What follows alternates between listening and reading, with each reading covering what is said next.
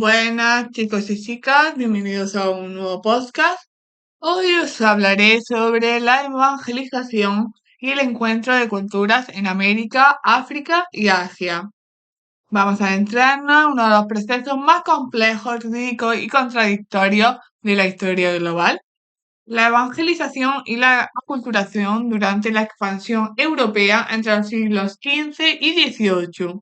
Un proceso que no solo transformó religiones, sino también formas de vida, lenguas, estructuras sociales, artes, rituales y visiones del mundo. Un proceso que no fue uniforme, ni lineal, ni simple, que combinó violencia y diálogo, imposición y adaptación, y destrucción y creación cultural. Hoy viajaremos por América, África y Asia para entender cómo se vivió este encuentro entre tradiciones indígenas milenarias y la irrupción del cristianismo promovido por las potencias europeas.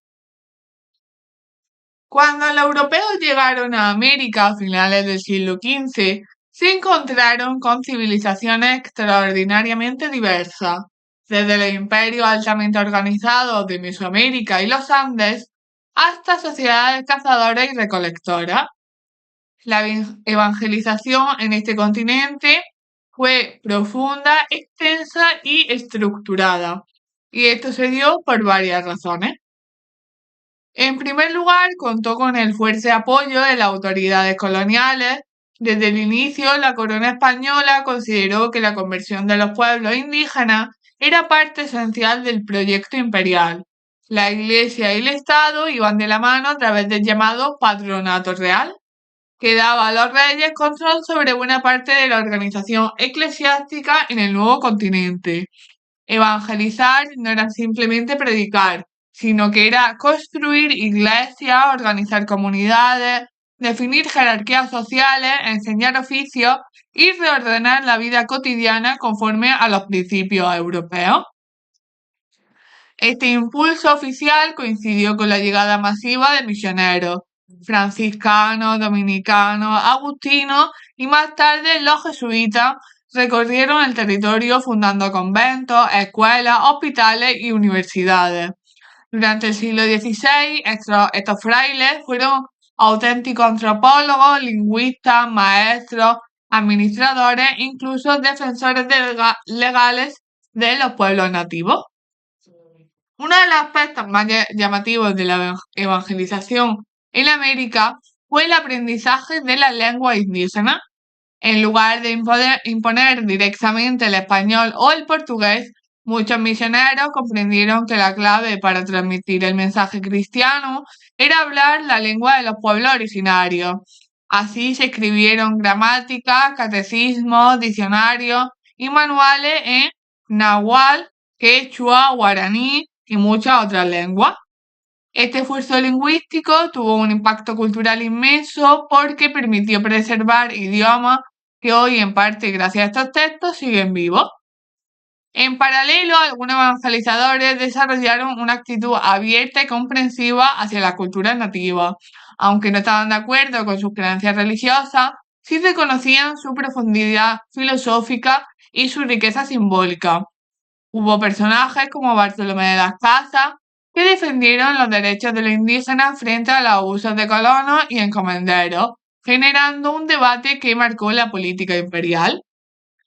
Pero quizá uno de los elementos más interesantes de este proceso fue el sincretismo, es decir, la mezcla de elementos cristianos e indígenas. Lejos de extinguirse, muchas tradiciones locales se fusionaron con el cristianismo. Un ejemplo emblemático es el de la Virgen de Guadalupe en México, cuya iconografía y simbolismo combina elementos europeos y mesoamericanos, convirtiéndose en un puente entre culturas.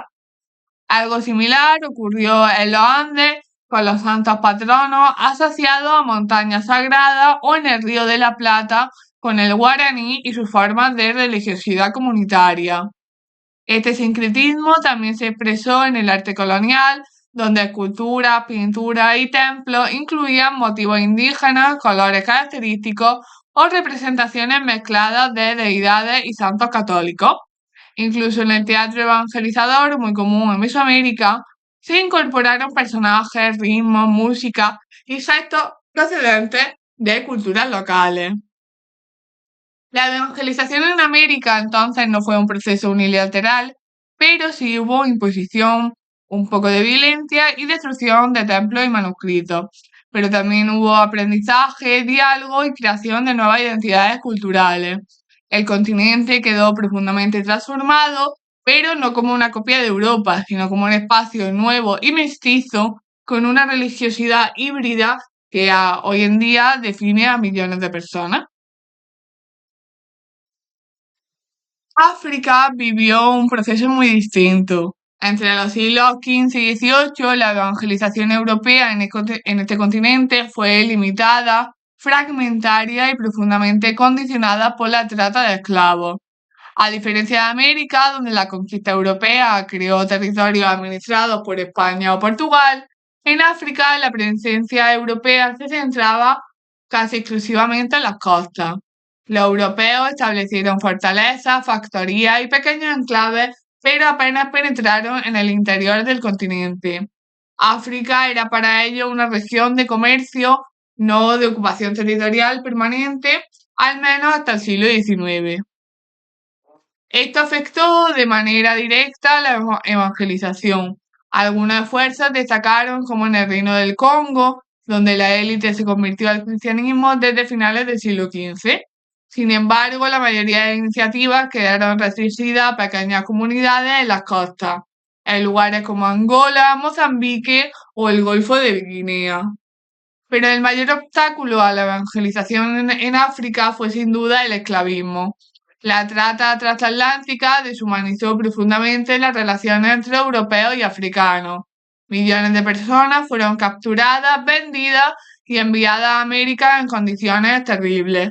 Y aunque luego algunos esclavos eran bautizados antes de embarcar, esto no significaba una verdadera evangelización, sino un simple trámite formal. La contradicción era evidente. ¿Cómo predicar un mensaje de amor, igualdad y fraternidad en un contexto donde los mismos europeos participaban en la captura y venta de los seres humanos? Esta situación hizo que muchos africanos vieran el cristianismo con desconfianza, como una religión asociada a la violencia comercial. No fue hasta el siglo XIX, con las misiones protestantes y católicas bajo otros intereses, cuando la evangelización comenzó realmente a expandirse en el continente. Así, en la etapa que estudiamos, la evangelización africana fue escasa, superficial y generalmente subordinada a intereses económicos. El encuentro cultural fue mínimo y cuando existió estuvo marcado por tensiones y contradicciones que impidieron un diálogo profundo entre ambas religiones. El caso de Asia es quizá el más sofisticado y complejo. Europa entró en contacto con civilizaciones milenarias como eran China, Japón, la India, imperios muy organizados con tradiciones filosóficas, literarias y religiosas profundamente arraigadas. Ante esto, la evangelización no pudo seguir los métodos empleados en América. No había posibilidad de imponer, solo de dialogar, adaptarse y convencer. Desde el siglo XVI, especialmente a través de los portugueses y los españoles, la evangelización tuvo un impulso notable y como en América, los grandes protagonistas fueron los jesuitas. Personajes como Francisco Javier, que llegó a la India en 1542 y luego a Japón, iniciaron un contacto lleno de sorpresas, éxito y fracaso. Javier quedó impresionado por la disciplina, la educación y la curiosidad intelectual de los japoneses y lo vio como un terreno fértil para el cristianismo. De este primer impulso surgieron miles de conversiones y comunidades relativamente sólidas. Sin embargo, la evangelización en Asia enfrentó enormes retos. En la India, por ejemplo, el sistema de castas chocaba con la idea cristiana de igualdad espiritual. Convertirse al cristianismo significaba en muchos casos romper las estructuras sociales tradicionales, lo cual generaba tensiones y rechazo. En China, los jesuitas adoptaron una estrategia fascinante que era el acomodo cultural. Mateo Ricci, uno de los grandes nombres de la historia de las misiones, comprendió que imponerse sería inútil. En cambio, adoptó la vestimenta de los sabios confucianos, Estudió sus textos, dialogó con los eruditos y trató de mostrar que el cristianismo podía ser compatible con la ética confuciana. Este método generó un impacto enorme, pero también polémicas dentro de la Iglesia, como la controversia de los ritos chinos, donde algunos sectores consideraban que los jesuitas estaban permitiendo demasiada adaptación. El caso de Japón fue especialmente dramático. Tras un periodo de entusiasmo inicial, los señores feudales comenzaron a ver el cristianismo como una amenaza política. Temían que fuese una forma de introducir influencia extranjera. Esto desembocó en fuertes persecuciones durante el siglo XVII, la expulsión de misioneros y el cierre del país. Pero el cristianismo no desapareció. Sobrevivió en comunidades secretas, los famosos Kakure Kirishitan, que mantuvieron sus creencias sin sacerdotes durante más de 2 siglos. En Asia, el cristianismo encontró culturas sólidas con cosmovisiones bien definidas. El resultado fue una evangelización que, más que transformar al continente, fue transformada por él. Un cristianismo que trató de integrar elementos locales, que se expresó en lengua asiática, se adaptó a filosofía milenaria y que generó sincretismos únicos. En conclusión, la evangelización en América, África y Asia no fue un fenómeno uniforme. En América se convirtió en un proceso profundo que generó nuevas formas culturales, lingüísticas y religiosas. En África quedó limitada por el comercio de esclavos y la falta de presencia europea en el interior del continente.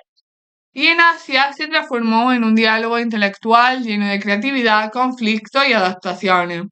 Pero en todos los casos, la evangelización dejó huellas duraderas, idiomas, arte, tradiciones, festividades, estructuras sociales y sobre todo formas de religiosidad que siguen vivas hoy en día. El encuentro entre Europa y los pueblos del mundo no fue solo un choque político o militar, sino que fue también un encuentro espiritual, simbólico y cultural que redefinió la historia global. Y hasta aquí llega el podcast de hoy, espero que os haya gustado y nos vemos en el siguiente. Chao.